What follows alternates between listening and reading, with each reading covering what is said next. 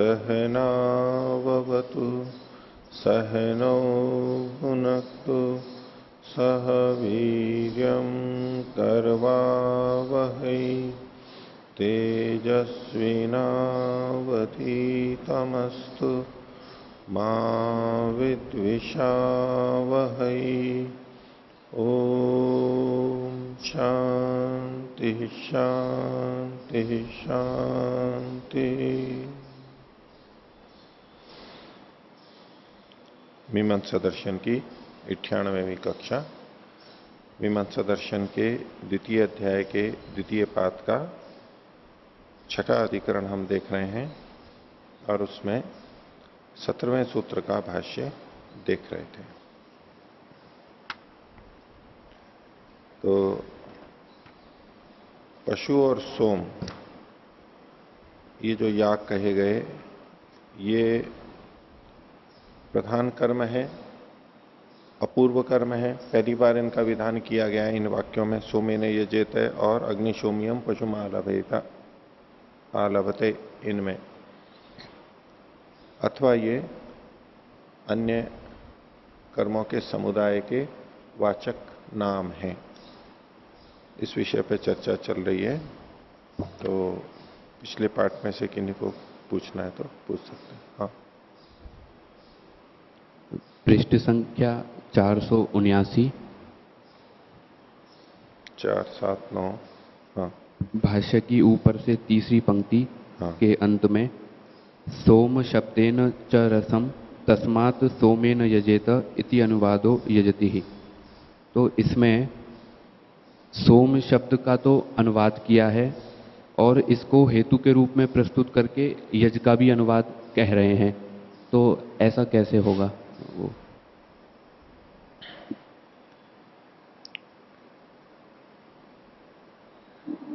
सोमेन यजेत, यहां पर जो यज धातु है ये अनुवाद है। ठीक है, ये कौन कह रहा है? पूर्व पक्षी। ठीक है, पूर्व पक्षी सोमेन यजेता में यज धातु को अनुवाद मान रहा है। किसका? गृह्णाति गृह्णाति वैश्वदेवम गृह्णाति अश्विनम गृह्णाति, ये जो वहां पर अनेक कहे गए थे वहां तो विधि मान रहा है ये, और उन सब का कथन यहां पर मान रहा है। इसलिए यहां पर सोमेन यजेते में यजति अनुवाद है। ठीक है, और यजति को अनुवाद क्यों कह रहा है? क्योंकि वहां पर पहले जो गृह्णाति प्रयोग किया, इंद्रवायवम गृह्णाति मैत्रावरुणम या अश्विनम गृह्णाति, वहां पर गृह्णाति का मतलब रसम गृह्णाति। ग्रहम गृह्णाति ग्रह को लेता है, ग्रह में स्थित रस को लेता है। चूंकि वहां पर रस लिया गया है वो सोम का है, इसलिए सोमेन गृह्णाति में जो सोम शब्द है ये उसी रस को बता रहा है। उसी रस को कहने के लिए सोम शब्द का प्रयोग किया गया, सोमेन यजेता। तो जब वही द्रव्य है उसी को कहा जा रहा है सोम शब्द से, तो यजति भी अनुवाद हो गया। यजति नई शब्द चीज को तो कह नहीं रहा है। यदि गृह्णाति में वहां कुछ और बात होती और सोमेन यजेते में द्रव्य भिन्न होता, तब तो यजति विधि हो जाती, क्योंकि द्रव्य के भेद से कर्म भेद मान लिया जाता। जब यहां सोमेन यजेता में सोम शब्द से उसी रस का ग्रहण किया जाता है जो दूसरी जगह कहा जा चुका है, कहीं भी बात को ही फिर से कथन किया जा रहा है, तो अब जो कथन होगा वो अनुवाद होगा। इसलिए यजति यहां पर अनुवाद है, सोमेन यजेता। तस्मात् सोमेन यजेता इति अनुवादो यजति ही। तो इसका मतलब एक ही गृह्णाति शब्द से पूर्व पक्षी दो विधियां मान रहा है, एक तो सोम की और नहीं, एक उसकी। वो तो दो विधि नहीं कही जाती ना, वो तो गुण विशिष्ट विधि मानी जाती है। देवता का भी कथन है, रस का कथन है, तो वो कोई बात नहीं है। गुण विशिष्ट विधि अगर कर्म की विधि है और साथ में गुण भी आ रहा है तो गुण विशिष्ट विधि हो जाएगी, दो विधान नहीं माने जाएंगे। गुण विशिष्ट विधि वहां हो चुकी है, और सोमेन यजेता में बस उन सब का इकट्ठा अनुवाद कहा जा रहा है। वहां अनेक थे, उन सबको मिलाकर के सोमेन यजेत में कहा जा रहा है, ये अनुवाद है। और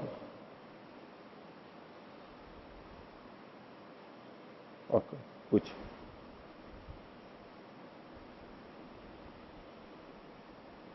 आचार्य जी 472 पृष्ठ 472 जी, सूत्र संख्या 15 जी। न पहली पंक्ति न च प्राकृतम अपनी द्रव्य देवांतम आघारे विद्यते। प्राकृत के बारे में अच्छी तरह जरा समझा। प्रकृत मतलब प्रकरण में जो आ रहा है। हाँ जी। प्रसंग या प्रकरण जो होता है, हाँ जी, उसको प्रकृत बोलते हैं। तो इसको द्रव्य और देवता के बारे में कहेंगे।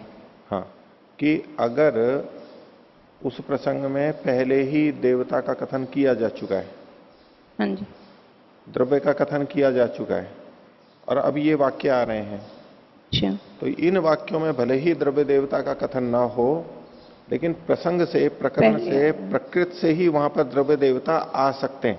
ठीक। ऐसा कई जगह हो सकता है, लेकिन कह रहे हैं यहां तो प्रकृति भी द्रव्य देवता नहीं है। इन वाक्यों में तो है ही नहीं, प्रकृति भी नहीं है।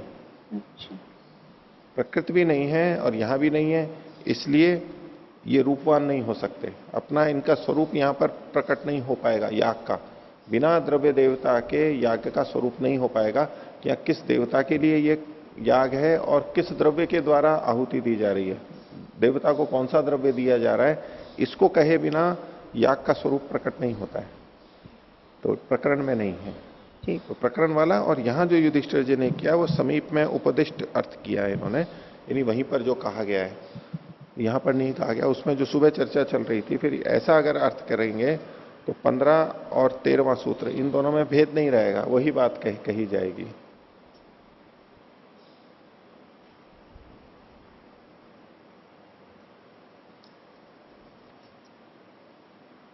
और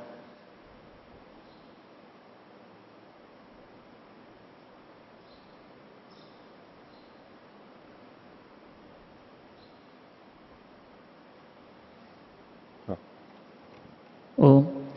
आचार्य जी पृष्ठ संख्या 477 में इसमें जो पशुमाल भेत और सोमेन यजेत, इसको जो पूर्व पक्षी ने बताया कि ये जो बात के वचन हैं उनका ये दोनों अनुवाद है, लेकिन जैसे सोमेन यजेत है तो इसके जो विधायक वचन पूर्व पक्षी मान रहा है कि ऐन्द्रवायवम गृह्णाति मैत्रा वरुणम गृह्णाति आश्विनम गृह्णाति, तो वहाँ पर तो गृह्णाति क्रिया है और यहाँ पर यजन क्रिया है, तो भिन्न भिन्न क्रिया में परस्पर विधि और अनुवाद कैसे हो सकता है? पूर्व पक्षी मान रहा है तो पूर्व पक्षी है, तो ग्रहण किस लिए करता है? आगे जाकर के तो यजन में ही उसकी समाप्ति होगी कि इंद्र वायु देवता वाले ग्रह का ग्रहण करता है। ग्रह का ग्रहण करता है अर्थात उस देवता का नाम लेकर के उस ग्रह में सोम को संकल्पित करता है। ग्रह पात्र में थोड़ा थोड़ा सोम डाल करके रखते हैं, तो देवता का नाम भी है, उस देवता के लिए ये द्रव्य है, तो द्रव्य देवता के आते ही याग भी आ जाएगा। पीछे एक बार कहा भी था इन्होंने कि द्रव्य और देवता चूंकि आ चुका है, इसलिए यहां पर याग भी हो गया। याग उसे ही बोलते हैं, देवता के लिए द्रव्य का त्याग। तो देवता का नाम आ रहा है, द्रव्य का नाम आ रहा है, तो द्रव्य देवता के लिए है, तो उसका त्याग भी होगा, तो याग भी आ गया वहां पर। ऐसे ग्रहण कर सकते हैं। आचार्य जी, याग तो चूंकि बताया जा रहा है और एक चीज, एक हो गया ग्रहण करना और याग मतलब देना, तो जब एक में ग्रहण करने के लिए कहा गया है और दूसरे में देने के लिए कहा गया है, तो दोनों अलग अलग क्रियाएं, तो उसमें कैसे मतलब एक दूसरे का मान सकते हैं, मतलब विधि और उद्देश्य? आप जो बात कह रहे हो वो तो सिद्धांति के पक्ष की बात ही कह रहे हो। आपका यही कहना है ना, सोमेन यजेते में कर्म की विधि है, गृह्णाति में कर्म की विधि नहीं है। आप पुष्टि कर रहे हो, ठीक है, ये तर्क दिया जा सकता है कि याग का साक्षात कथन सोमेन यजेत में साक्षात कथन हो रहा है, साक्षात श्रुति है, और गृह्णाति से हम परोक्ष अर्थ ले रहे हैं, तात्पर्य निकाल करके याग तक पहुंच रहे हैं, उसमें गौरव है। तो इस दृष्टि से सीधा जो अर्थ आ रहा है वो ठीक माना जाएगा। ये कहा जा सकता है। लेकिन जी अगर सिद्धांति के अनुसार ऐसे देखेंगे तो पूर्व पक्षी भी आक्षेप कर सकता है कि सिद्धांति ने जब सोमेन यजेत को विधि माना और आगे के उसको अनुवाद मान रहा है सिद्धांति, तो उस पक्ष में भी दोष आएगा कि जब वहाँ यजेत कहा था और यहाँ पर तो गृह्णाति कहा है, तो ये अनुवाद कैसे होगा? नहीं मतलब तो सिद्धांति ये कहाँ कह रहा है कि ये सब इसके अनुवाद हैं, सोमेन यजेत के अनुवाद हैं, ऐसा कहाँ कह रहा है? पूर्व पक्षी का खंडन कर रहा है ना, क्योंकि पूर्व पक्षी भले ही पूर्व पक्षी का खंडन कर रहा है, पर सोमेन यजेत यहां पर मुख्य बात है। सिद्धांति कह रहा है यहां विधि है, पूर्व पक्षी कह रहा है ये अन्य कर्मों का अनुवाद है, समुदाय कथन है, यहां पर केंद्रित है। ये ऐन्द्रवायवम गृह्णाति आदि जो है, ये उस याग के बारे में ही कुछ कुछ कहा जा रहा है। ये सोमेन यजेता का अनुवाद है ऐसा तो कथन नहीं किया ना उसने, इस तरह से बात को उभरा ही नहीं, वो उस तरह की प्रसंग की बात ही नहीं है। लेकिन अगर उसको स्वीकार भी किया जाए कि यहां कुछ कहना चाहता है, इनसे संबंध तो जोड़ ही रहा है सिद्धांति भी, तो ये है कि सोम से यजन करे, उसकी एक बीच की प्रक्रिया है। सोमेन यजेता तो पूरा पूरा याग आ गया, उसका एक भाग ये है ऐन्द्रवायवम गृह्णाति मैत्रा वरुणम गृह्णाति, इस प्रकार से। मतलब उसकी अंग विधि, मतलब उसका अंग है वो, बिल्कुल अनुवाद नहीं माना जाएगा। हाँ, अनुवाद के रूप में नहीं कथन है, बस उसके अंतर्गत तो आएगा ये, लेकिन अनुवाद नहीं कहेंगे उसको। और हाँ, ओम आचार्य जी 477 पे मुझे पूछना है, हिंदी में विशेष जो लिखा हुआ है 477 में जी, विशेष जो लिखा हुआ है उसमें कि वेद कथा 477, हाँ ये 76, 77, अच्छा 76 में 76 से शुरू हुआ, ठीक है। हाँ 76 में इसमें शुरू हुआ है, हाँ जी। बोलिए। कि ये जो वेद कथा तो नहीं बोलना चाहिए और वेद प्रवचन बोलना चाहिए। हाँ ये इन्होंने ये प्रसंगवशात इन्होंने चर्चा कर दी है, युधिष्ठिर जी ने प्रसंगवशात। कई बार ऐसा होता है ना कि हमें किसी बात को कहना होता है, तो कहीं ना कहीं से उसका संबंध हम जो ले लेते हैं और उसको कह देते हैं। तो उनके मन में होगा ये जो आजकल वेद कथा के नाम से बहुत प्रचलित है ना, देखिए पढ़िए इसको, देखो क्या कहते हैं। ऐसा विशेष ये ध्यान में रखना चाहिए कि मंत्र के साथ वर्ण शब्द का और ब्राह्मण के साथ वाद शब्द का प्रयोग ही शिष्टजनों को अनुमोदित है। अहिवत्तु खलु मंत्र वर्ण ब्राह्मणवादाश्च। मंत्र वर्ण मतलब लिंग यहां पर, और ब्राह्मणवाद ये निरुक्त का है। इसमें ये दूसरे अध्याय का 16वां खंड है, 17वां, इसमें 16 लिखा है, 17वां होगा, उसमें एक का अंतर है। तो इस प्रकार वेद कथा व वेद की कथा प्रयोग भी चिंत्य है। कथा ऐतिहासिक ग्रंथों की होती है, यथा रामायण की कथा, महाभारत की कथा। वेद के साथ प्रवचन का प्रयोग ही साधु माना जाता है, वेद प्रवचन या वेद का प्रवचन। तो आपकी आयु क्या है, मेरी आयु है इत्यादि प्रयोग भी भ्रष्ट है। कि आपकी आयु कितनी है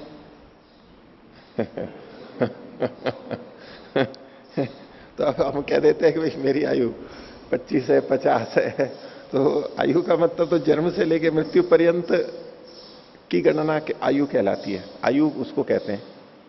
तो कहेगा कि मेरी आयु 40 है, तो इसका मतलब अगले साल आप जीवित नहीं रहेंगे आपकी आयु तो 40 ही है, अगले साल आप जीवित नहीं रहेंगे तो मेरी आयु आदि प्रयोग भी भ्रष्ट है। इस अर्थ में वह शब्द का प्रयोग होना चाहिए। उड़िया भाषा में वह का ही प्रयोग होता है। आयु शब्द का प्रयोग प्राणी के संपूर्ण जीवित काल के लिए होता है। सती मूले तत्विभाग को जात्यायुर्भोगा, इसी दृष्टि से शब्द प्रयोग वेत्ताओं ने कहा। एका शब्द सम्यक जाता शास्त्रान्वित सुप्रयुक्त स्वर्ग लोके कामदुख भवती। में शास्त्रान्वित भी है क्या? वहां पर महाभाष्य में शास्त्रान्वित भी पाठ है क्या? अर्थात अच्छे प्रकार जाना हुआ, शास्त्रान्वित, व्याकरणानुमोदित। शास्त्र मतलब व्याकरण, और कोई शास्त्र नहीं, व्याकरणानुमोदित और अच्छे प्रकार प्रयुक्त एक शब्द भी स्वर्ग में कामना को पूर्ण करने हारा होता है। अब देखिए यहां पर सीधे सीधे तो कोई बात थी नहीं, मांत्र वर्णिक शब्द आया था, लेकिन इनको बात कहनी थी।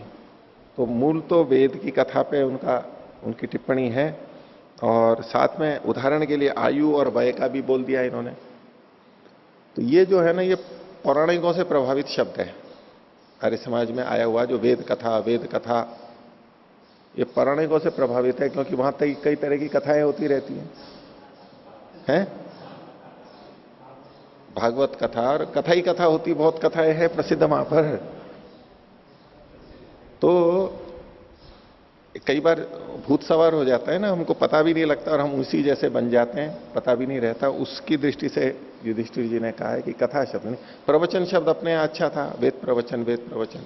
तो कई लोग बड़ी प्रशंसा में कहते हैं कि बोले जी वेद कथा हो रही है। बोली वेद कथा तो हमने कभी सुनी ही नहीं है, और कथाएं तो आज तक सुनी है, वेद कथा तो ये तो बहुत विशेष है। और बोलने वालों को भी अच्छा लगता है कि लोग आकर्षित हो रहे हैं वेद कथा से, तो वो भी कथा वेद कथा और प्रचलित हो गया बस वेद की कथा। तो ये युधिष्ठिर जी इन चीजों को, विद्वान लोग इन चीजों पर ध्यान देते हैं ना, नहीं तो लोक प्रवाह के अनुसार चलते रहते हैं, हमको पता भी नहीं लगता है कि कहां उसमें हम गलती कर रहे हैं। तो इनका यह कहना है कि वेद कथा शब्द नहीं होना चाहिए। कथा क्या, कुछ कथन किया जाता है, कोई कहानी है, ऐतिहासिक वर्णन है, विवरण है, उसको कथा बोलते हैं। तो वेद में कोई कहानियां तो है नहीं, वेद में इतिहास तो है नहीं, लौकिक इतिहास जिसको लेकर के वेद की कथाएं चल रही हों। तो ये कौन रूप से प्रयोग होने लग गया है, कथा ना होते हुए भी कथा शब्द का प्रयोग इसमें होने लग गया है, हम लोग करने लग गए। ये होना नहीं चाहिए, ये इनका कहना है युधिष्ठिर जी। ठीक है, वेद के प्रवचन का मना नहीं कर रहे हैं, संज्ञा बदलनी है, केवल संज्ञा नाम बदलना है, अंदर की चीज तो वही थी। इन्होंने कागज ऊपर का दूसरा, डब्बा दूसरा बदल दिया। वही बोलना तो वही है, प्रवचन तो जो देना है वही देना है, तो ऊपर का वो बदल दिया, बोतल बदल दी। तो बोले भाई जो चीज है तो उसी का ही नाम ऊपर कागज लगाओ ना, डब्बा और बोतल वही रखो ना जो अंदर चीज है, दूसरा डाल करके क्यों बेच रहे हो उसको, क्यों बोल रहे हो। पर व्यापार का युग है, जमाना है, क्यों व्यापारवाद है, उपभोक्तावाद है, लोग जैसा पसंद करते हैं उस तरह के पैकिंग करके बेचा जाता है। तो ठीक है, वेद कथा भी चलती है। और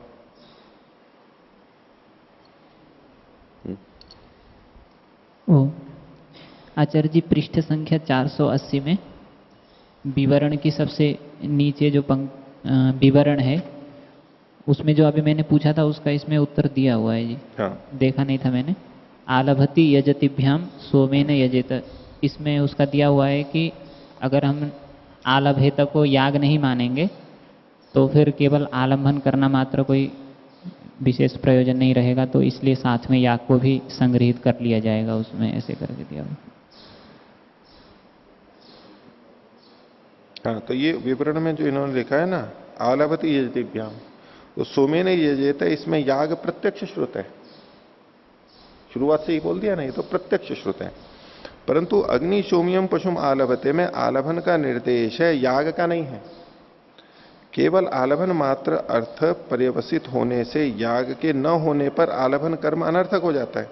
यानी केवल आलभन रहे और याग हो नहीं, तो वो आलभन भी किस लिए है, आलभन तो याग के अंतर्गत ही है। केवल आलभन मात्र अर्थ पर्यवसित होने पर, याग के न होने पर आलभन कर्म अनर्थक होता है। जैसे सौर्यम चनुम निर्वपेत ब्रह्मवर्चस काम में निर्वपेत क्रिया से निर्वाप करना ही अर्थ गृहित किया जाए, तो याग का विधान न होने से द्रव्य की निर्वाप क्रिया भी व्यर्थ होती है। अतः जैसे निर्वाप की प्रयोजनवत्ता के लिए निर्वपेत क्रिया से याग अर्थ को विवक्षित माना जाता है, उसी प्रकार आलभेता से याग का निर्देश अभिप्रेत होने से इससे भी याग कहा जाता है। ठीक है।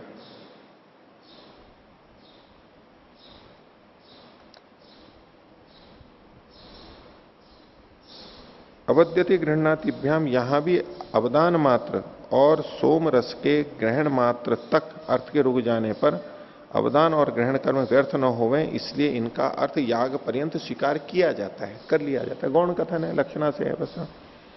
इस प्रकार अवद्यति गृहणाति भी याग है। याग है मतलब वो परंपरा से है, पर आक्षेप करने में ये प्रश्न तो बना ही सकते हैं, जो आपने प्रश्न उठाया कि भाई ये इससे कैसे ग्रहण कर रहा है, तो भाई लक्षणा से ग्रहण कर रहा है, साक्षात नहीं आ रहा है लेकिन करना पड़ रहा है, नहीं तो ये व्यर्थ होने लग रहा है। उधर साक्षात श्रुति आ रही है, तो ये सिद्धांति की पुष्टि में एक तर्क हेतु दिया जा सकता है। यहां इन्होंने इस ढंग से प्रस्तुत नहीं किया है, लेकिन ये दिया जा सकता है पुष्टि में। हाँ ठीक है।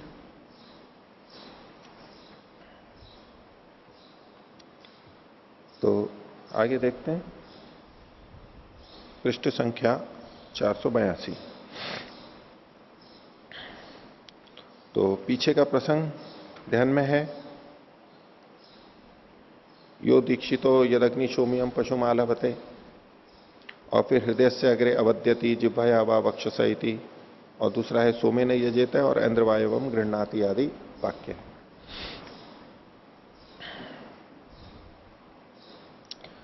तो यहां तक हमने देखा था 482वें पृष्ठ पर भाष्य की नीचे से तीसरी पंक्ति। तो तस्मात् अपूर्वे कर्मणि विधेयाताम नानुवादौ, सिद्धांति ने कहा था कि ये दोनों कर्म यहां पर विहित होंगे, ये अनुवाद नहीं है। एक तरफ से अपना समाधान कर दिया। अब इसी के ऊपर आगे पूर्व पक्षी अपनी बात को रख रहा है। पूर्व पक्षी कह रहा है अथ इंद्रवायुवादिषु प्रकृतेषु यागेषु, जो इंद्रवायु आदि देवता है जिसमें इस प्रकृति याग में लता विधि ये था, यहां भी लता का ही विधान मान लेंगे। कहां के लिए कहना चाह रहा है ये पूर्व पक्षी कि ऐन्द्रवायवम गृह्णाति, ये वाक्य था। दूसरी था सोमेन यजेत। तो पीछे पूर्व पक्षी पर आक्षेप ये दिया था सिद्धांति ने कि सोमेन यजेत में सोम शब्द से तो लता का ग्रहण हो रहा है, और ऐन्द्रवायवम गृह्णाति में यहां तो रस का ग्रहण हो रहा है। तो दोनों भिन्न भिन्न है, इसलिए सोमेन यजेत में सोम शब्द रस का ग्राहक नहीं हो सकता, उसी को अनुवाद करने वाला नहीं हो सकता, ऐसा करके खंडन किया था। तो सोमेन यजेत में तो सोम शब्द से लता ही गृहित होगी। समस्या आ रही थी ऐन्द्रवायवम गृह्णाति में रस ग्रहण करने से, तो यहां रस लिखा हुआ थोड़ा ना है। ऐन्द्रवायवम गृह्णाति गृह्णाति किम गृह्णाति थी तो ना लिखितम, क्या ग्रहण करना है ये तो कुछ लिखा हुआ नहीं है। तो बोले यहां पर भी हम लता का ही ग्रहण कर लेंगे ना। समस्या तो इसलिए आ रही थी कि वहां रस का ग्रहण कर रहे थे ऐन्द्रवायवम गृह्णाति में, वहां भी लता का ग्रहण कर लेंगे। तो सोमेन यजेते में आपकी जो आपत्ति थी कि ये भिन्न भिन्न अर्थ को कहने वाले अनुवाद करने वाले नहीं हो सकते, तो ठीक है हो जाएगा। इस बात को पूर्व पक्षी कह रहा है। देखिए वाक्य को फिर से, अथ ऐन्द्रवायवादिषु, मतलब ऐन्द्रवायव आदि वाक्यों में प्रकृतेषु यागेषु, जो प्रकृति याग है उनमें लता विधि ये था, लता का विधान मान लेंगे हम वहां पर, क्यों रस का माने, समस्या खत्म हो जाएगी। तो इस पर सिद्धांत कह रहा है उच्यते न सा शक्या वाक्य न ऐन्द्रवायवी जातुम, इस वाक्य से लता तो इंद्रवायु देवता वाली है ये नहीं समझी जा सकती।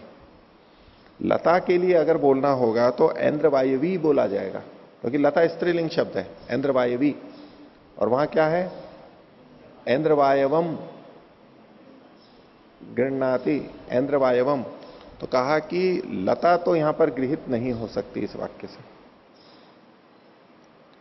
न सा शक्या वाक्येन ऐन्द्रवायवी जातुम, क्यों, श्रुत्या ही रस ऐन्द्रवायव, श्रुति से तो रस ही ऐन्द्रवायव है। ऐन्द्रवायवम तो द्वितीय विभक्ति का है, तो रस और रसम, रसम गृह्णाति, तो इससे तो रस का ही ग्रहण हो सकता है, लता का ग्रहण हो ही नहीं सकता है। लिंग के ज्ञान से पता लग गया। तो लिंग भी श्रुति के अंतर्गत आ जाता है, क्योंकि प्रत्यय से पता लगता है वो, इससे निर्णय हो गया कि यहां लता का तो आप ग्रहण कर ही नहीं सकते। तो श्रुत्या ही रस ऐन्द्रवायव, तस्मात् द्रव्य संयोग वचन प्रकृतेषु यागेषु अपि सत्सु विधातुम अनुवदितुम वा न शक्नुवन अनर्थकः स्यात्। बोले ऐसी स्थिति में द्रव्य के संयोग का जो वचन है, कथन है, अर्थात शब्द, द्रव्य को कहने वाला जो शब्द है, ये हम लेंगे सोमेन यजेत में सोम शब्द, ठीक है, और पशुम आलभेत में पशु शब्द। सोम और पशु शब्द से इनका तात्पर्य है।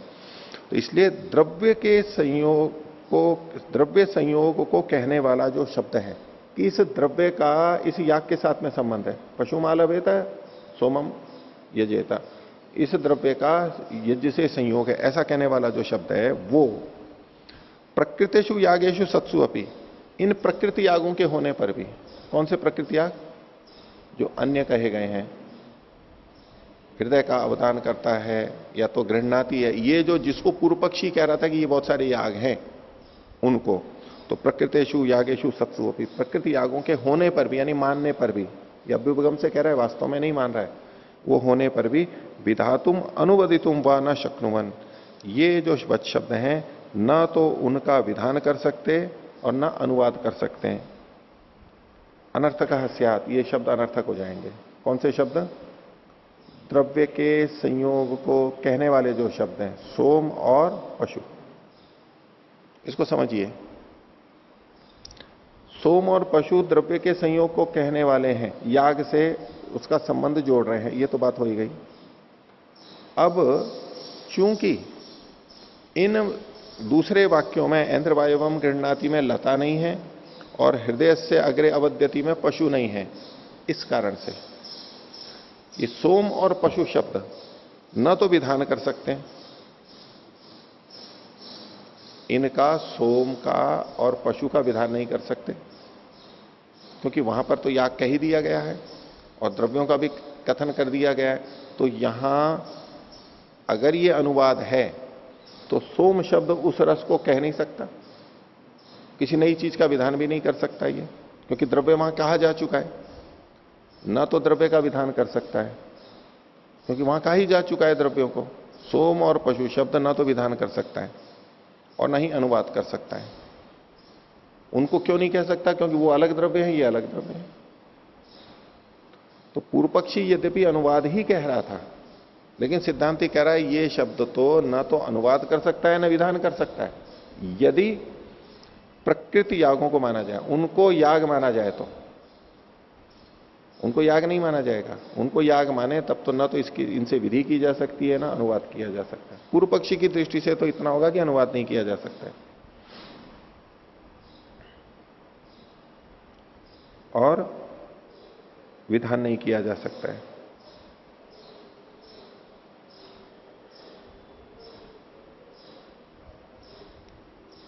क्योंकि उनके अंदर नई चीज का विधान, पहले वहां विधान हो ही चुका है द्रव्य का, तो अब फिर नए द्रव्य का विधान यहां करने का कोई मतलब नहीं है। और श्रुति से इंद्र वायु देवता का कथन कर दिया गया है वहां पर, श्रुति से जिस द्रव्य का ग्रहण है, तो यहां पर सोम और पशु का ग्रहण नहीं किया जा सकता है, ये कहना है सिद्धांति का। तस्मात अपूर्व कर्मणि विधि याताम, इसलिए यहां पर इन दोनों से अपूर्व कर्म का विधान किया जा रहा है। न प्रकृतानाम अनुवादो इति, जो प्रकृत में कहे गए हैं उनका अनुवाद यहां पर नहीं है। आगे देखिए, एवं तावत प्रकृतेषु सत्सु अपि न अनुवादो इत्युक्तम। अभी तक जो बात कही है वो किस शैली में कही गई है कि प्रकृति यागों के होने पर भी, प्रकृतेषु सत्सु अपि, गृह्णाति और अवद्यति इत्यादि के होने पर भी, उनको याग मानते हुए भी ये नहीं हो सकते हैं, ये अनुवाद नहीं हो सकते, ये कहा गया है। अथ इदानीम, अब क्या कहा जा रहा है? प्रकृता एव यागा न संति इत्युच्यते। ये जो प्रकृत है ये याग ही नहीं है, ये जो अवद्यति और गृह्णाति ये याग ही नहीं है, इस दृष्टि से कथन किया जा रहा है। अभी तक जो कथन था वो अभ्युपगम से था कि इनको याग माना भी जाए तो भी, क्योंकि पूर्व पक्षी इनको याग मान करके यहां पर अनुवाद कह रहा था, उनको याग मानते हुए भी खंडन कर दिया। लेकिन अब कैसे कहा जा रहा है वास्तव में याग ही नहीं है, बिल्कुल ही जड़ खोद रही है उसकी। तो अतएदानीम प्रकृता एवं यागा न संति इत्युच्यते। पूर्व पक्षी पूछ रहा है कुतः, क्यों नहीं है ये याग? तो 18वां सूत्र है आक्षेप निवारण, मतलब इस सिद्धांति का है। अचोदकाश्च संस्कारा, संस्कार कर्म के विधायक नहीं हो सकते। इन दोनों के अंदर संस्कार कहा गया है, कुछ संस्कार कहा गया है। कैसे है वो तो बताएंगे आगे। जो संस्कार को बता रहा है, संस्कार किसमें? द्रव्य में संस्कार बता रहा है, वो कर्म के विधायक नहीं हो सकते। जो संस्कार को बता रहा है वो तो थोड़ा सा संशोधन कर रहा है वहां पर। संस्कार मतलब कुछ नई चीज ला रहा है, गुणांतराधान कर रहा है। कर्म एक बड़ा अलग है और उसमें एक संस्कार किया जा रहा है। तो जो संस्कार है वो नए कर्म का विधान नहीं कर सकता, पूरी कर्म की विधि नहीं कर सकता। तो अचोदका से संस्कार, संस्कार जो है वो यागों के विधायक नहीं हो सकते। भाष्य में देखिए, अचोदकाः संस्कारा, सूत्र की ही बात है, जू का तू लिखा है, खोल रहे हैं आगे। न च ऐन्द्र वायवादिभिर यागा विधीयन्ते। ऐन्द्र वायवा आदि जो वाक्य हैं, ऐन्द्र वायवम गृह्णाति इत्यादि जो वाक्य हैं, इनसे याग का विधान नहीं किया जा रहा है। ऐन्द्र वायवम गृह्णाति इति इंद्र वायुभ्याम संकल्पयति इति एतावद उक्तम भवति। ऐन्द्र वायवम गृह्णाति शब्द से, इस वाक्य से याग का तो विधान हो नहीं रहा है, तो इसे हो क्या रहा है, ये वाक्य कह क्या रहा है? तो इंद्र वायु आदि के द्वारा संकल्पयति, केवल इतना ही है कि ये जो चीज है, ये जो रस है, ये इंद्र वायु देवता के लिए है, ये संकल्प कर रहा है। उन शब्दों का प्रयोग करते हुए, इंद्र वायु शब्द का प्रयोग करते हुए उस रस को उस देवता के लिए संकल्पित कर रहा है, बस। याग का विधान नहीं है ये। तत्र यागम अंतरेण संकल्पयति इत्येतत् न युज्यते इति यागः कल्प्येत। भाई अगर याग नहीं हो रहा है तो देवता के लिए संकल्प करने का प्रसंग ही नहीं है। यहां केवल देवता के लिए संकल्प किया गया कि उसको मैं ये रस दूंगा, ये रस उस देवता के लिए है। तो सिद्धांती अब यहां कह रहा है कि संकल्प तभी हो सकता है जब याग हो रहा हो, क्योंकि याग में ही देवता को के लिए दिया जाता है। तो याग के बिना तो संकल्प हो नहीं सकता, इसलिए याग की कल्पना की जा सकती है। साक्षात याग का कथन नहीं है यहां पर। तो पीछे बात आ रही थी, दिलीप जी जो पूछ रहे थे, तो यहां पर चूंकि संकल्प किया जा रहा है, देवता है और उसके लिए द्रव्य का विधान है, और वो बिना याग के हो नहीं सकता, इसलिए याग की कल्पना की जा रही है, साक्षात कथन नहीं है। स एव आमना तो यागो, बोले वही याग तो वहां पर कहा गया है, सोमे ने यजेत में आमनात है, पढ़ा गया है साक्षात। तस्मिन सती संकल्पो अवकल्पेता, और उसके होने पर, यानी याग के होने पर, जो कि शास्त्र में कह दिया गया है सोमे ने यजेत, उसके होने पर यह संकल्प सार्थक होता है, नहीं तो ये व्यर्थ हो जाएगा। तस्मात् न ऐन्द्र वायवम गृह्णाति इत्येवम आदिभिर यागा विधीयेरन, इसलिए ऐन्द्र वायवम गृह्णाति आदि वाक्यों से याग की विधि नहीं हो सकती है। तेन ग्रहणम उपकल्पन मात्रम दृष्टार्थम। तो ऐसे में ये जो ग्रहण है, गृह्णाति आदि जो है, ये क्या है? उपकल्पन मात्र है, उस क्रिया को प्रारंभ करना मात्र है, एक संकल्प मात्र है। उपकल्पन मतलब संकल्प मात्र कह रहे हैं, और ये दृष्टार्थ है, दृष्ट के लिए है, इसके लिए ये अलग अलग ले रहा है। उपकल्पन प्रारंभ करना है, ग्रहण कर रहा है, एक एक को ले रहा है, तो ये इस रूप में यहां पर दृष्टार्थता है कि ये एक एक पात्र के अंदर, एक एक ग्रह के अंदर ये रस को ले रहा है। लेकिन आगे कह रहे हैं उपकल्प माने तो उपकल्पन कर दिया, तो उसमें जो देवता संकीर्तनम अदृष्टा है, इसमें जो देवता का नाम लिया गया, इस देवता के लिए है, ये तो अदृष्ट के लिए ही होगा, वो दृष्टार्थता नहीं है। उपकल्पन उस रस को एक पात्र में लेना, अलग अलग लेना, ये तो दृष्टार्थ है कि देखो यहां ये अलग लिया, ये अलग लिया, ये अलग लिया। लेकिन जो देवता का नाम लेकर के संकल्प किया गया है, तो उससे वहां क्या अंतर आ रहा है? कुछ भी नहीं आ रहा है। चाहे इस देवता के लिए संकल्प किया गया तो, और दूसरे देवता के लिए है, ये तो हमारे को पता है कि इस देवता के लिए संकल्प किया, इसलिए हम भेद कर देते हैं, नहीं तो वहां कोई दृष्टार्थता थोड़ा ना आ रही है, कुछ अंतर थोड़ा ना आ रहा है। इसलिए इन्होंने कहा उपकल्प माने तो देवता संकीर्तनम, जब दृष्टार्थता नहीं है तो अदृष्ट के लिए होगा, ये अदृष्टाय। अतः प्रकृता नाम यागा नाम अभावात, तो प्रकृति यागी नहीं है, इसलिए न समुदाय शब्दों यजति ही, यजति शब्द समुदायवाची नहीं है।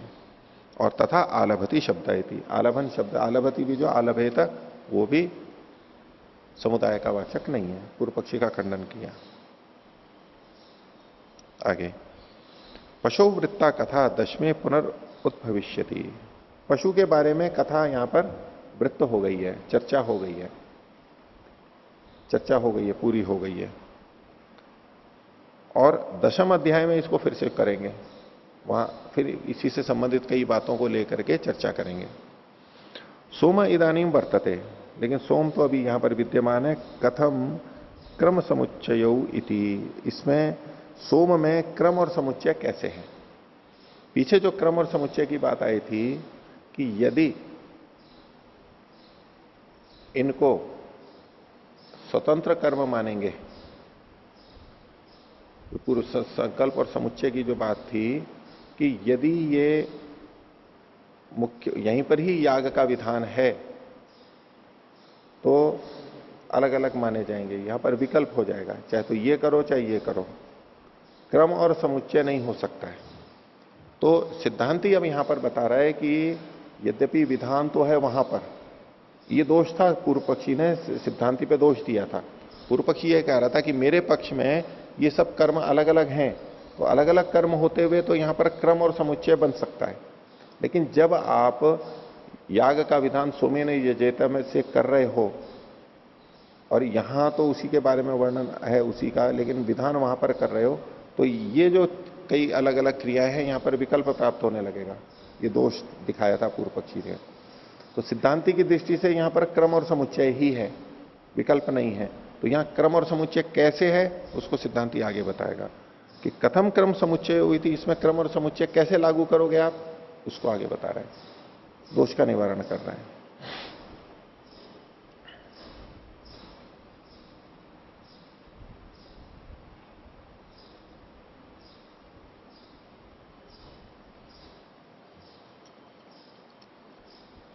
इसमें जो ये उपकल्पन था, इसमें इन्होंने युधिष्ठिर जी ने तो संकल्प अर्थ किया है और गंगा प्रसाद जी ने तैयारी मात्र अर्थ किया है।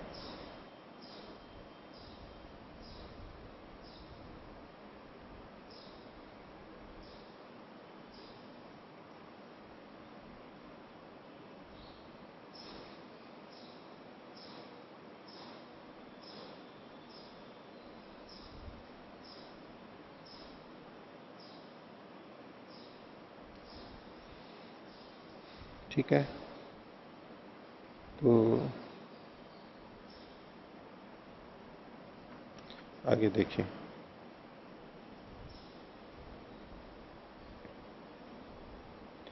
उन्नीसवां सूत्र सिद्धांति का है तद्भेदात कर्मणो अभ्यासो।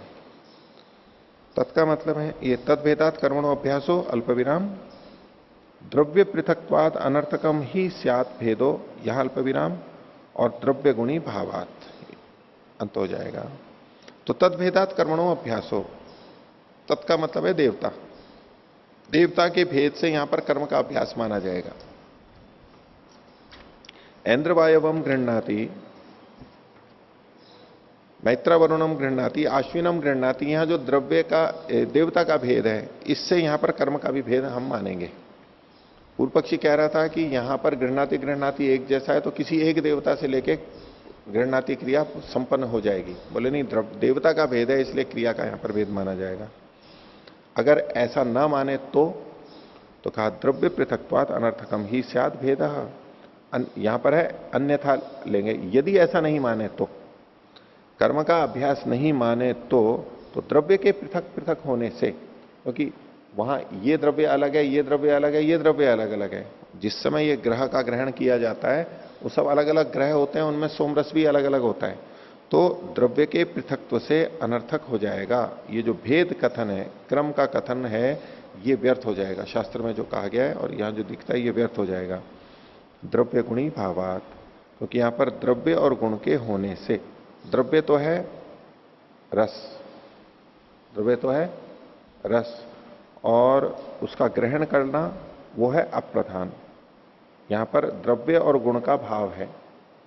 वो जो रस है उसको विशेष देवता के लिए संकल्पित किया गया है। इसमें द्रव्य वो तो है प्रधान रस, और जो ग्रहण क्रिया है ये है अप्रधान, गुण है वो। भाष्य देखिए, इंद्रवायुवाद्या देवता नैवम शूयन्ते, यहां पर जो इंद्रवायु आदि देवता कहे गए हैं, ऐन्द्रवायवम गृह्णाति, ये जो वाक्य है इसमें देवता इस रूप में नहीं सुना जा रहा है। किस रूप में कि इंद्रवायुभ्याम यागो निर्वर्तितव्यः, इंद्र और देवता के द्वारा याग का निर्वर्तन करना चाहिए। मित्रावरुणाभ्याम यागो निर्वर्तितव्यः इति, मित्र और वरुण के द्वारा याग को संपन्न करना चाहिए, ये इसका तात्पर्य नहीं है। ऐन्द्रवायभ्याम गृह्णाति मैत्रावरुणाभ्याम गृह्णाति, नहीं, मैत्रावरुणम गृह्णाति ऐन्द्रवायवम गृह्णाति, इसका ये यहां नहीं है कि इंद्रवायुभ्याम, इंद्र और वायु के द्वारा याग को संपन्न करे, ये नहीं कहा जा रहा है। इंद्र और वायु है देवता जिसके, उसका ग्रहण करने की बात है यहां पर। तो अगर ये जो जिसका ये निषेध कर रहा है ना सिद्धांति की, ये ऐसा नहीं है। अगर ऐसा होता कि इंद्र और वायु के द्वारा याग निर्वर्तन करे, मित्रा वरुण के द्वारा याग निर्वर्तन करे, तो याग का निर्वर्तन सब जगह समान होने से देवता का विकल्प प्राप्त हो सकता था। ऐसा होता तो विकल्प प्राप्त होता। तो भाई याग का निर्वर्तन करना है, चाहे इंद्र वरुण से कर ले, इंद्र वायु से कर ले, चाहे मित्र वरुण से कर ले, किसी से भी कर ले, याग का निर्वर्तन हो जाएगा। इससे कर लो चाहे इससे कर लो, तब विकल्प की प्राप्ति हो रही थी। बोले ऐसा तो कथन है ही नहीं। जैसे वहां पर यूप पे बांधने के था कि इसको पलाश से बांधता है, रोहितक से बांधता है, उसके यूप से बांधता है, वहां पर बांधना मुख्य था। वो बांधना किसी में भी हो सकता था, इसलिए वहां पर विकल्प की प्राप्ति थी। जो पीछे कहा गया था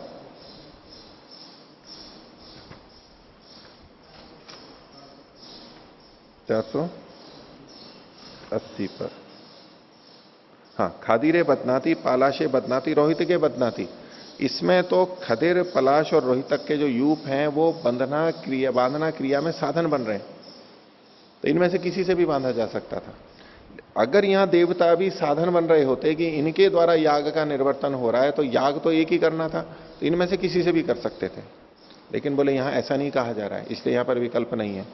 तो इंद्रवायुभ्याम यागो निर्वर्तितव्य, मित्रावर्णाभ्याम यागो निर्वर्तितव्य, तो इति नैव श्रूयते, ऐसा नहीं सुना जा रहा है। यदि एवं आश्रोष्यंत, यदि ऐसा सुना जाता तो यागम प्रति देवता व्यकल्पिष्यंत, याग के प्रति देवता का की कल्पना हम कर सकते थे, याग के लिए ये देवता है। और ऐसे में केवलया ही देवतया तदा यागो निर्वर्त्यते इति विहितम अभविष्यत। तो ऐसे में केवल का मतलब है यहां पर एकया, केवलया मतलब एकया, एक ही देवता के द्वारा याग संपन्न हो सकता है, ये वहां पर विहित होता एक ही देवता से। और एक ही देवता से याग विहित हो जाता तो विकल्प हो सकता था, चाहे इससे कर लो चाहे उससे कर लो। अथ पुनरिमा अदृष्टार्थम गृह्णाति संस्कारम प्रति देवता विधीयन्ते। लेकिन यहां पर अथ पुनः इमा मतलब इमा देवता अदृष्टार्थम, अदृष्ट के लिए, गृह्णाति के संस्कार के प्रति देवता का विधान किया जा रहा है। जो गृह्णाति कर्म है, सोमम रस को वो ग्रह में ग्रहण करता है, उसके अदृष्ट संस्कार के लिए देवता का ग्रहण किया गया है यहां पर। तत्र इंद्र वायु संकल्पात अन्यो मित्रावरुण संकल्प। तो इंद्र वायु देवता से संकल्पित जो संकल्प किया जा रहा है रस का, वो अलग है, और मित्रावरुण का नाम लेके जो संकल्प किया जा रहा है वो अलग है। तो ये सब अलग अलग हो गए। इसलिए तेन गृह्णातौ तत्कृताद अदृष्टाद अदृष्टांतरम उत्पादयति। इसलिए गृह्णातौ, ये जो गृह्णाति है, गृह्णाति के विषय में, गृह्णाति में जो अलग अलग गृह्णाति हैं उसमें उससे उत्पन्न अदृष्ट से दूसरा अदृष्टांतर उत्पन्न करता है। अलग अलग गृह्णाति हैं, ये अलग अलग अदृष्ट को उत्पन्न करते हैं। एवं अपरेशु भी ग्रहणेशु, इसी प्रकार अन्य ग्रहों में भी होगा। तस्मात् समुच्चय, इसलिए तो यहां पर समुच्चय है।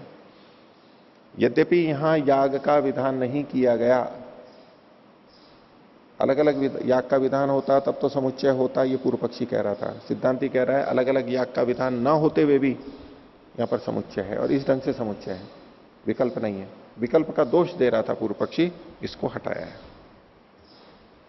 आगे और अपनी बात की पुष्टि के लिए यहां क्रम और समुच्चय कैसे है, समुच्चय कैसे है, उसको अलग ढंग से सिद्ध कर रहा है।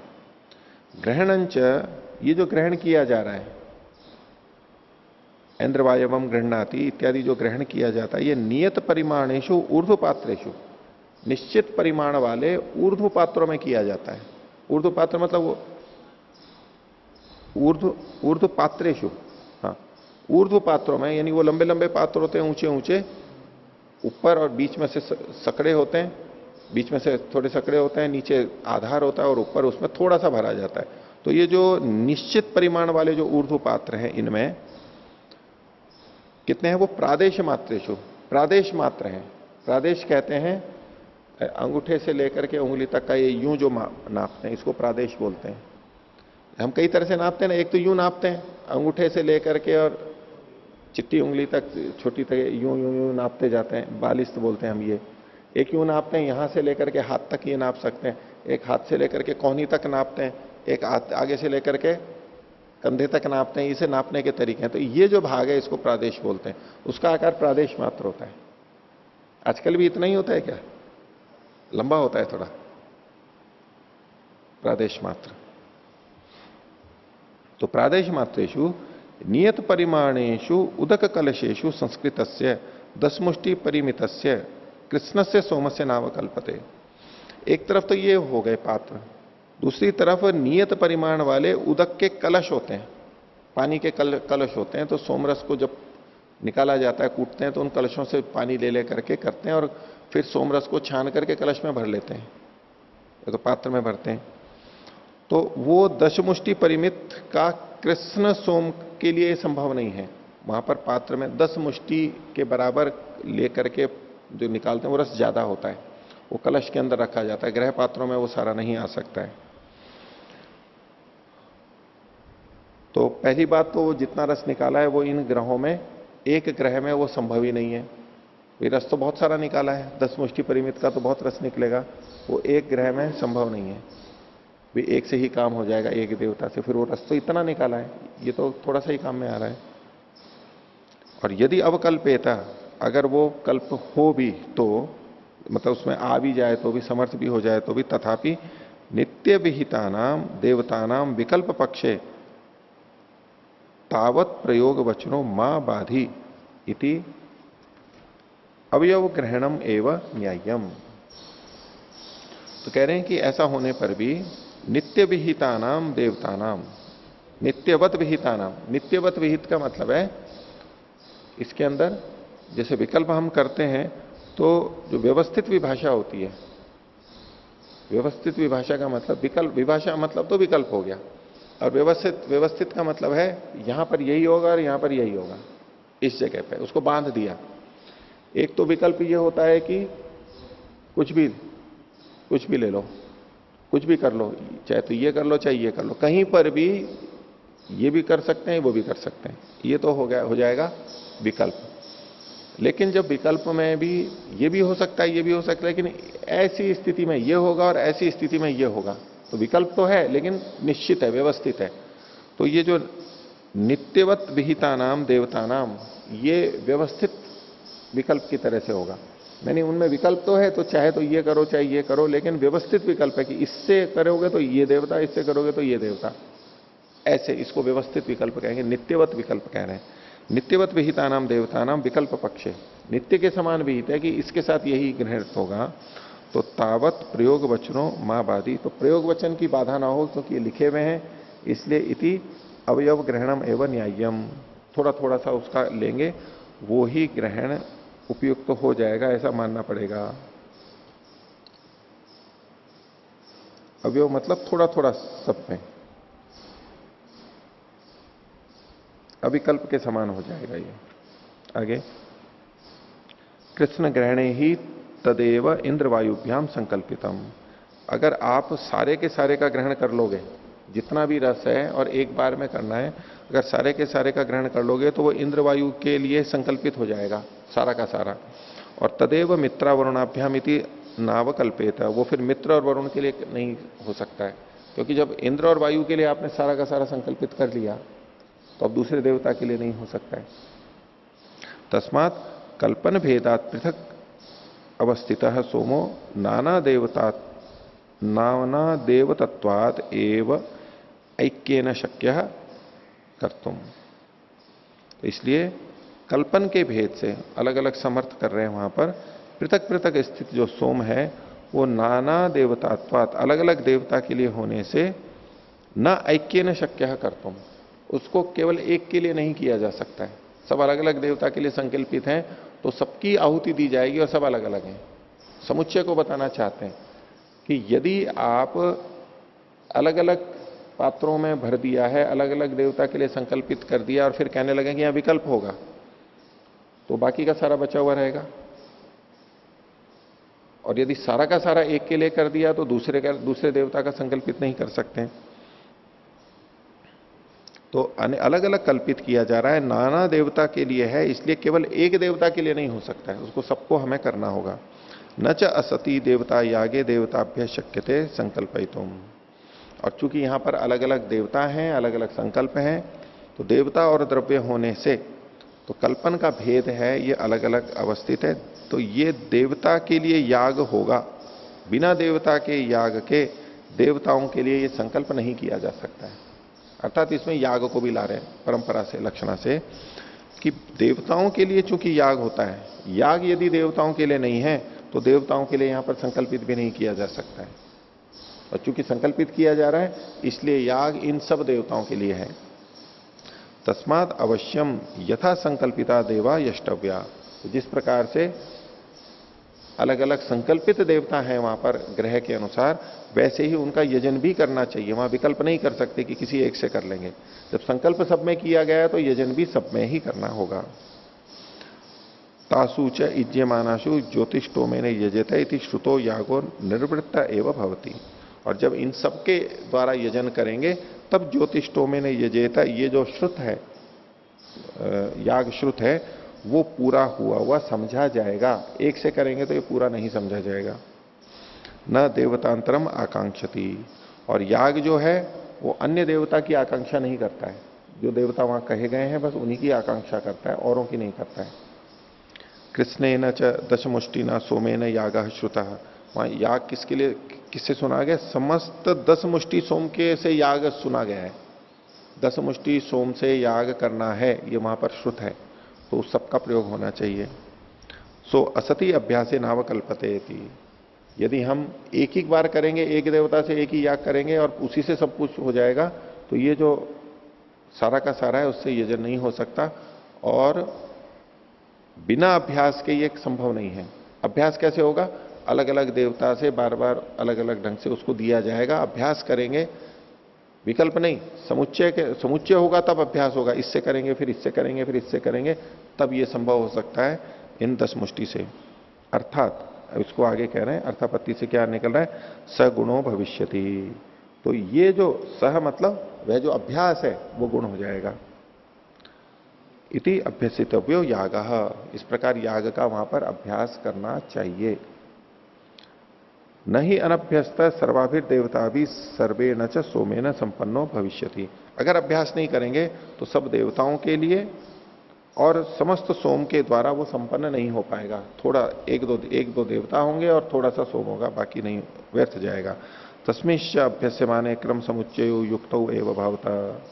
और इसका अभ्यास करने पर क्रम भी आ जाएगा, समुच्चय भी आ जाएगा। जब अभ्यास किया है तो समुच्चय तो आ ही गया है, और जिस क्रम से वहां पर वर्णन किया गया है उसी क्रम से होगा, तो क्रम और समुच्चय दोनों आ जाएंगे। तो यद्यपि यहां पर इनमें याग का विधान नहीं किया गया तो भी विकल्प नहीं होगा, क्रम और समुच्चय यहां पर भी प्राप्त होंगे, दोष नहीं आएगा। तस्मात् तयोर दर्शनम युज्यते एवति। इसलिए इन दोनों, इनका दर्शन देखा जाना, यानी ये दर्शन कि वो वहां पर सोमेने यजेता और पशुम आलभेता, वहां पर प्रधान कर्म है, वहां कर्म की विधि है, ये जो दर्शन है ये संगत होता है, उसमें बाधा नहीं आती है। शंका का निवारण किया, दोष का निवारण किया। आगे संस्कारस्तु न भित्तेता, 20वां सूत्र है अंतिम इस प्रकरण का। संस्कारस्तु न भित्तेता, यहां अल्प विराम ले लीजिए। इसमें परार्थत्वाद के बाद में अल्प विराम लगा हुआ है, यहां ज्यादा संगत है। संस्कारस्तु न भित्तेता अल्प विराम, और परार्थत्वाद के बाद जो अल्प विराम है उसको हटा दीजिए। परार्थत्वाद द्रव्य से गुणभूतत्वाद, बोले संस्कार का भेद यहां पर नहीं होगा।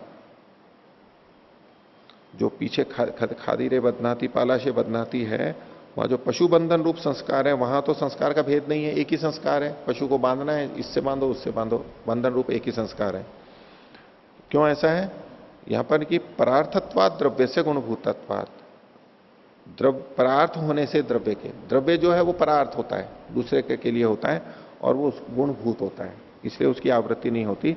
इसके पीछे सिद्धांत वही देना चाहते हैं, हम पहले देख चुके हैं कि जो गुण यानी अप्रधान होता है उसके अनुसार प्रधान की प्रवृत्ति आवृत्ति नहीं हो सकती।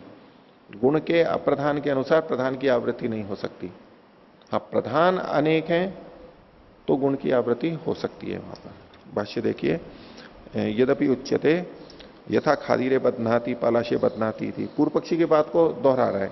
इति खादीरादय संस्कारे विकल्प्यन्ते, खादीरादि संस्कार में विकल्पित होते हैं किसी एक से। तद्वत देवता विकल्पिष्यन्ते इति, उसी प्रकार से देवताओं का भी यहां पर विकल्प प्राप्त होने लगेगा, तो तच्च नैवम युक्तम, वो ठीक नहीं है। तत्र संस्कारम अभिनिर्वर्तयितुम खादीरादय श्रूयन्ते, वहां तो पशु का संस्कार करने के लिए, बंधन रूप संस्कार करने के लिए खादीरादि का कथन किया गया था। यदि च इंद्रवायुवाद्या अपि ग्रह देवता यागम अभिनिर्वर्तयितुम श्रूयरन, यदि ग्रह के जो देवता हैं इंद्रवायु आदि, वो याग को संपन्न करने के लिए पढ़े गए होते, तो ततो अत्रापि विकल्प स्यात्, तब तो यहां पर विकल्प हो सकता था। न तो एता यागे श्रुता, लेकिन ये जो देवता हैं ये याग को संपन्न करने के लिए नहीं कहे गए हैं। तस्मात् समुच्चयेरन, इसलिए इनका तो समुच्चय करना चाहिए। देवता जो है वो संकल्पार्थ है, देवता प्रधान है, उनका विकल्प नहीं हो सकता, ग्रहण की आवृत्ति होगी। ये जो ग्रहण है देवता, यहां पर देवता से संकल्पित वो है, वह विशेष होने से आवृत्ति होगी। इस प्रकार से अधिकरण समाप्त होता है। यदि पशु सोमा पूर्वता अधिकरण, पशु याग और सोम याग ये अपूर्व कथन है, नए कर्म कथन किए गए हैं। प्रणव है।